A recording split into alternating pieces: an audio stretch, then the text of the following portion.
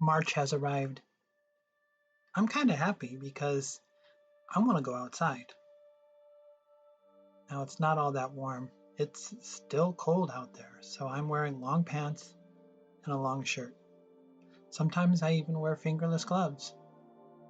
But I go outside anyways because that's what I do, even if it's cold outside. I grab my camera and a water bottle, and out I go. You would think that I wouldn't find any flowers, but I do. There are flowers outside, even in March.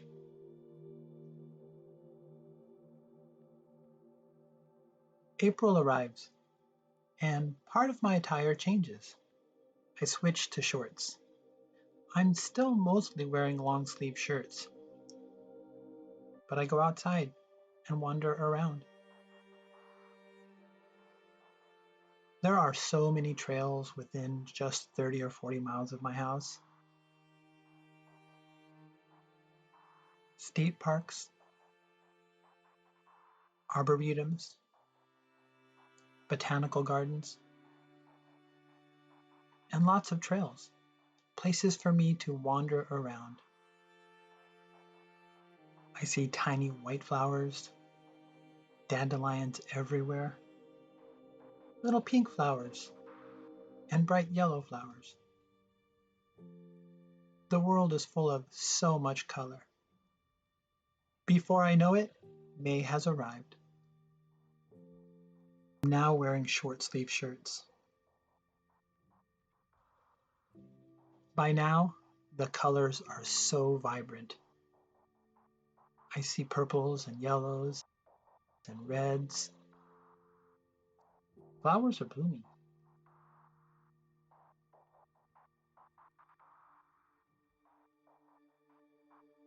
I know that the colors of flowers are not intended for our personal enjoyment, but I am quite happy to see these flowers and to notice the varieties of texture, the different way that petals are formed, the different designs.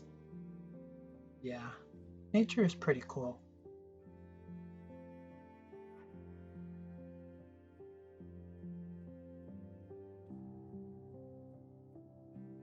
June is here, the summer. Kids are off from school, vacations start, and I continue my meandering along trails. I look for odd things, flowers that other people might pass by, some just beginning to bloom, others void of lots of colors, and some bright yellow, pink, and even green. July arrives with fireworks and celebrations and hot dogs and parks. I can't help but wonder what other people are doing. Are they sitting inside watching television? Or are they outdoors?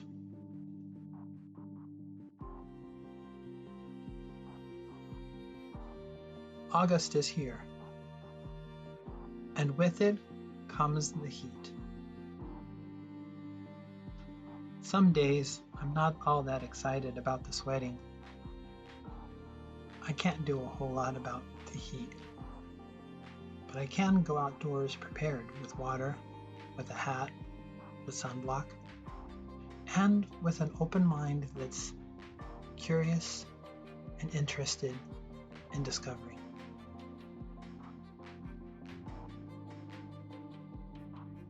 September rolls in. Kids have to go back to school, but I get to keep wandering on trails, looking at flowers and trying to find something interesting to photograph. I have a lot of freedom and time, and I make the most of it by going outside. October. With the shortening of days, I discover that there are fewer flowers to find. This makes me kind of sad, but I know that the flowers will return. And next year, I will start all over again and march, wandering, looking, noticing, and enjoying the beauty that nature provides.